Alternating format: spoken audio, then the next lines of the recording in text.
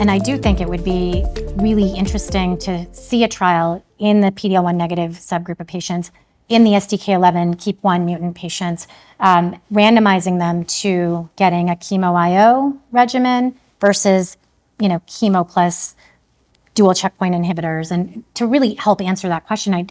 There are some prospective trials underway to try to look at this, I think, in more detail. So specifically, again, PD-L1 negative, STK11, KEAP1. So does adding that CTLA-4 inhibitor really add something to the usual chemo plus the PD-1, PD-L1 regimen? Yeah, we have the Triton study. Yeah, so that's the one of the trials I was referring to. Exactly. So that trial is going to try to answer that question in a prospective way, that signal that we saw in Checkmate 227, 9LA, and in the Poseidon for that benefit of adding the CTLA-4 inhibitor for this patient population with STK11 and KEAP1. So this is a randomized phase 3 study comparing the Keynote 189 regimen to the Poseidon regimen in this specific population of KEAP1 and STK11. So that is a really, I think, interesting trial. Yeah. We're going to be having that at Emory, so I'm looking forward to seeing if that will really answer that question and perhaps establish a new standard for those patients. Yeah, I'm very much looking forward to that trial as well. So I wanted to talk a little bit more about what we talked about earlier, which was, do we continue the CTLA-4 inhibitor forever? And we were talking about different trials sort of having a different duration of the CTLA-4 inhibitor. So in Poseidon, we talked about how tremelimumab is discontinued after 5 cycles. Do you all have concerns about the increased autoimmune toxicities with the dual inhibition? Do you want to stop at that 5th dose? Do you want to continue? And Ticiana, I think you were saying you tend to want to continue as maintenance as long as patients are tolerating. But I think it's one of those unanswered questions, right? What is the optimal number of cycles of the CTLA-4 inhibitor?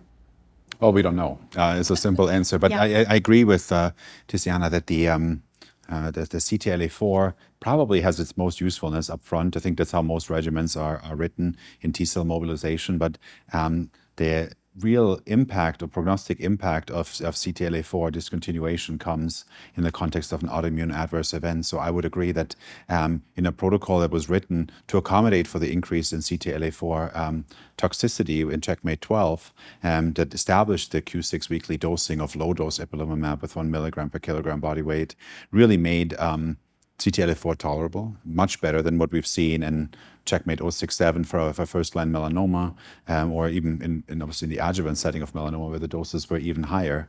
So I think I would continue this until an adverse event prohibits further usage. But oftentimes, and I think the data is pretty clear in the trials that CTLA-4 is a self-limiting drug. It's very rare that we can give this on a continuous basis, and partly because we preferentially discontinue CTLA-4 if an autoimmune side effect happens. We sort of ascribe this more preferentially towards the CTLA-4, and I'm not sure if that's the bad reputation from the initial experiences with CTLA-4. Sometimes very hard to discern, is it PD-1 or CTLA-4 driving this autoimmune side effect?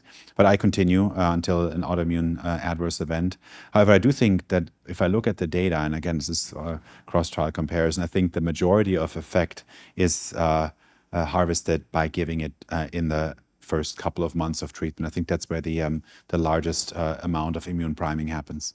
I'll just share a personal anecdote. In almost 4 years of practice now, I've had 2 grade 5 toxicities because of cytotoxic chemotherapy. Febrile neutropenia, ICU, they didn't want to be coded. I've had 4 grade 5 toxicities from immunotherapy. They've all been pneumonitis. They've all been in lung cancer patients, and I treat all cancers. I also lead our brain tumor program.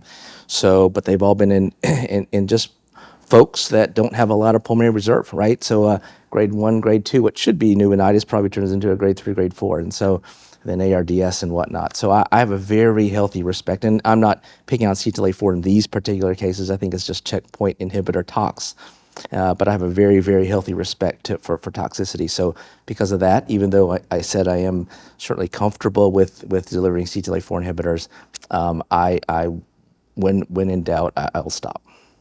Yeah, so on that topic of, how are our patients experiencing these toxicities? How are we managing them? And I think when I do see, in my own clinical practice, I've seen a higher incidence of immune-related adverse events when I do the dual inhibition of PD-1 and CTLA-4. I do tend to blame the CTLA-4 inhibitor, and I drop it, and it usually does get better.